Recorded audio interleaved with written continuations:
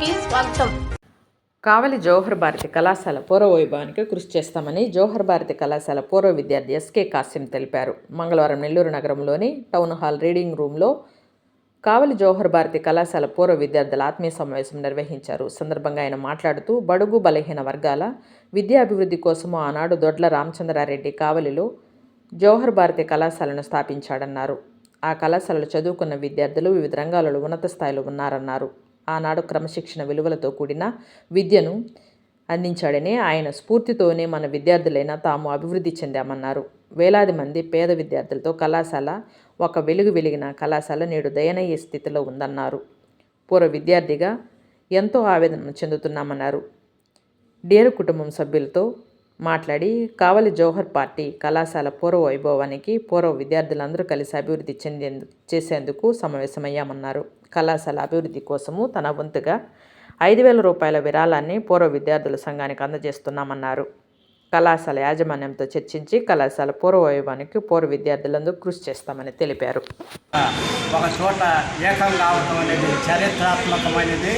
కొన్ని సంవత్సరాల తర్వాత ఇక్కడ నెల్లూరులో టౌన్ హాల్లో అందరం కూడా సమావేశమై ఒకరికొకరు బాగోగులు, పూర్వ యొక్క అనుభవాలు ఇవన్నీ చెప్పుకోవటము, అలాగే జవహర్ భారతి యొక్క పూర్వపు ఎలా ఉన్నది, డిఆర్ఏ యొక్క ఆధ్వర్యంలో విశ్వోదయ సంస్థ విశ్వవ్యాప్తంగా ఎలాగా కాంతు దీని అనేది కూడా ఇక్కడ పునరావృతంగా చర్చల మధ్య చర్చలు, అలాగే దాని యొక్క మళ్ళా పూర్వవైభవం రావాలంటే ఏమి చేయాలనే దాని మీద కూడా విస్తృతమైన చర్చ జరిగింది.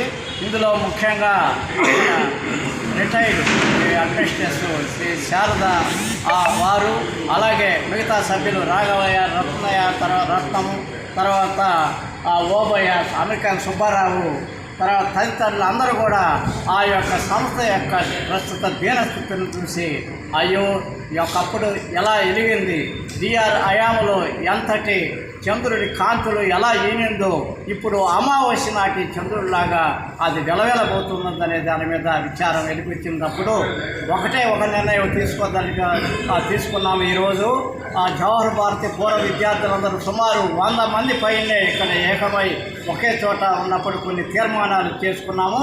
వాటిల్లో ఒకటి పూర్వ వైభవాన్ని జవహర్ భారత్కి విశ్వోదయ సంస్థలకి ఎలా తీసుకురావాలనే దాని మీద కూడా ఒక సంస్థ, ఒక కమిటీ ఒకటి ఏర్పాటు అయింది.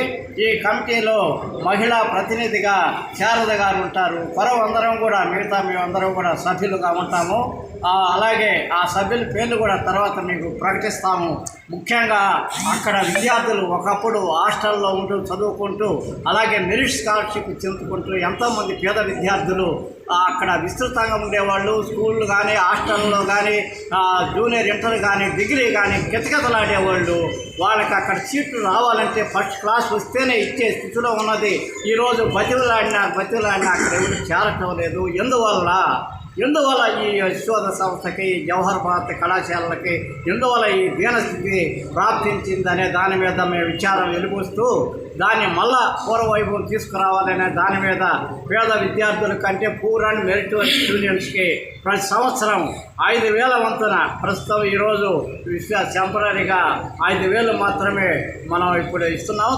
తర్వాత మా కమిటీ ఏర్పడి అదొక ఫండ్గా ఏర్పడి డిఆర్ poor and meritorious students fund అనేది ఒకటి ఏర్పాటు చేసుకొని మేము మళ్ళా ఆ సంస్థ యొక్క ఉన్నస్థితికి పోరాటం చేస్తామని, కానీ ఇందులో ఎవరు కూడా రాజీ పడేది ఏమీ లేదు. అక్కడ ఇప్పుడుండే ప్రస్తుత యాజమాన్యం కొంత అవకతవకలు పాడుతున్నట్టుగా, వాటిని అభివృద్ధిని అంతగా పట్టించుకున్నట్టుగా, పేద విద్యార్థులకు అసలు కన్నెత్తి చూడనట్టుగా కొన్ని వార్తలు వస్తున్నాయి. వాటన్నిటిని కూడా పరిశీలించి ఏదైనా సరే మళ్ళా ఒకసారి పోరాటం చేసి విశ్వోదయ పోరాటాలకు నిలయం అది. అలాగే కమ్యూనిస్టు భావజాలాలకు కూడా అది పెట్టిన పేరు అది. అయినా కూడా ఒకరి నష్టం లేకుండా, ఒకరి మీద ద్వేషం భావంలో కాకుండా, మరియు ఆ సంస్థ యొక్క ఉన్నతి కోసమే మేము చేపట్టబోయే కార్యక్రమాలు ఉంటాయని, కానీ ఇందులో ఎవరికి ఇప్పుడుండే ప్రస్తుత యాజమాన్యం కమిటీ అది వాళ్ళు రెక్టార్కి కానీ, లేకపోతే అది మామూలుగా బిట్స్ ఇంజనీరింగ్ కాలేజీకి యాజమాన్యం కానీ మేము ఎవరికీ వ్యతిరేకం కాదు. మా యొక్క అక్కడ బాధలకి, అక్కడ అసౌకర్యాలకి, పేద విద్యార్థుల బాధలకి మాత్రమే మేము వ్యతిరేకమని చెప్పుకుంటూ మరలా పూర్వోభయం కోసం మేము పాటుపడే ఈ ఒక బృహత్తర కార్యక్రమానికి ఇప్పుడుండే రెక్టర్ వినయ్ కుమార్ రెడ్డి గారు కానీ, అలాగే engineering college managing director Vidyadhar గారిని పూర్తి సహకారం మాకు అందించాలని, అందించగలరని మేము ఆశిస్తూ తొందరలోనే వాళ్ళిద్దరిని, అటు వినయ్ కుమార్ రెడ్డిని అటు విద్యాధర్ రెడ్డిని ఇద్దరిని కూడా కలిసి మా యొక్క అభిప్రాయాలు అలాగే బీఆర్ యొక్క ఆశయాలను ఎలాగా మళ్ళీ తీసుకొని వచ్చి రాష్ట్రం